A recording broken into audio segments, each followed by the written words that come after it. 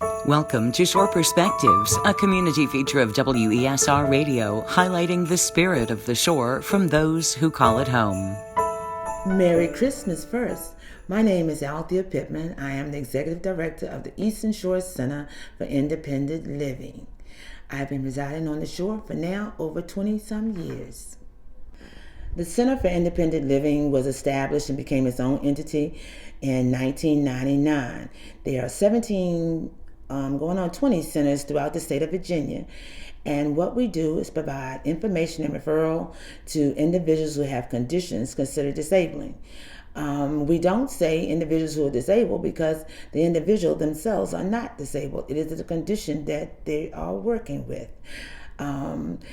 What we strive to do is to make sure that each person finds that part that is missing in their life and they want to go further with. It could be an individual who is a student. It could be a child and the parents want to know what's out there, what's there for that child's education. What can we do to make that child's life more enjoyable, more fuller as all of the other kids? It could be a senior who needs their home modified, needs their bathrooms enlarged, needs a wheelchair, needs whatever the situation may be.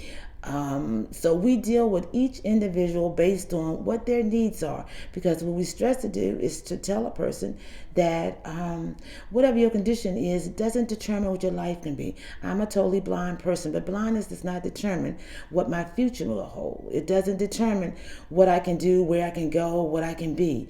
That's determined by me. Each individual determines what they want to do in this life. Society has limited people by first wanting to see, oh, that person is disabled. And I say a lot of times when people come in, I'll ask them, what do you consider when I use the term handicap? What do you think that means? What do you think of when you say disability? The person's not disabled. Don't say disability. They don't say disabled. You're right. They have different levels of abilities that we use. So concentrate on the ability, not the disability. That we stress that. Don't concentrate on what the person you think can't do. Concentrate on what they can do and let them, just add to whatever it is they're doing through what they can do. During this season, I think back at childhood, and I think back at being a young person, and then I think back now of being a senior person. And I think it's what you're taught as a child. It's what you're allowed to know. My mom and my parents, my grandparents, and everybody used to say, the sky's the limit out there. Reach out for what you want to do. First, as a young girl, find out what it is you want to do. Find out who you are. Find out what you want to do as a person and develop that, either in reading and going out and experiencing things and meeting people and learning new things, but always realizing that if you want to accomplish something, it's up to you to do it. If you want to save something and have something in life, it's up to you to make those sacrifices to do what it is you need to do. So when blindness came on at 27, I didn't really know anything about blindness or blind people, but I kept saying and waiting for this big shoe to fall with this blindness thing that everybody was telling me, oh, you're going to change, you're going to be so this, so poor baby, you can't do that. And I kept saying, yeah. Well, I waited to see. And one day riding home in Baltimore on a bus coming from a training, and I kept saying, I'm waiting for the train, and I'll just be looking out at the window trying to see if I could remember anything that I was seeing, but I was really not seeing very much of anything at that point. But I kept saying, and God said to me, you're still the same child, the same person I developed and brought to your mother when you were a baby, before you were even born. And some of the same qualities you have, the good and the bad that's in you now, you still have them now. Develop them. Don't give up on what I've given you, because everything, as I have said many times, everything works together for good to them who love the Lord and according to his purpose. Well, my grandparents always said, don't forget your first love. Don't forget your Jesus. Don't forget Sunday school lessons. Don't forget.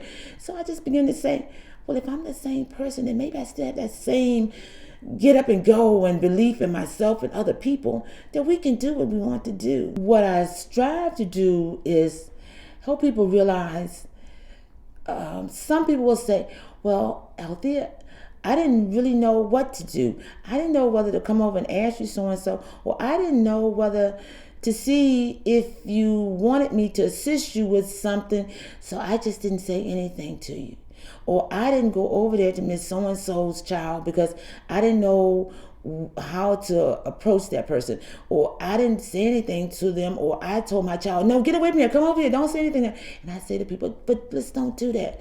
If you got a question about what do you do when you want to approach a blind person, just go to them and say, hi, how you doing? Could I assist you with anything? Or how you doing today? Or just talk to me or anybody, just as you would anyone. And if that person says, well, thank you so much, but no, I'm okay, I'm using my cane, or I'm using my CNI dog, I'm fine, but it's nice to meet you. What's your name? And interact. A lot of people don't realize all we want is people to interact and treat us like anybody else, because we are like anybody else. I may be strong in one thing, as we say. Somebody else may be stronger in something else. Some people may be shy. Some people may be outgoing. Because I'm blind doesn't mean I'm going to be shy. Doesn't mean I'm going to be always out. Everybody is different. But just deal with each individual individually. And we try to tell our participants, well, if you hold back and don't talk to that person, or don't go over to that person and introduce yourself, maybe that person is waiting for us to do it. Or when they come over, just talk to them and realize that many times before I became blind, I didn't know blind people, so I didn't know either. I was just like the society thinking, well, blind people don't do anything. Everybody takes care of this person. But you don't know that until you get to know that individual. So that's what I say to people. Let's interact as much as we can. Let's have activities together. Let's go off and be involved together. Let's don't just sit at home and say, well, nobody calls me or nobody wants to. Let's get out there and let the community see us. One of the things I would like to share with our community during this time, during this Christmas holiday and a time for all of us to get together with friends and family and everything, is I want us to realize, keep your hope, keep your faith, keep your belief in yourself and in your God. Just know that you don't need to be sad. You don't need to say there's no hope for me because of my condition. I've been dealing with whatever it is I've been dealing with for life, and people never believed in me. But believe in yourself, believe in your child, your family member, whatever. And let's work together as a community to make our new year a wonderful year for all of us.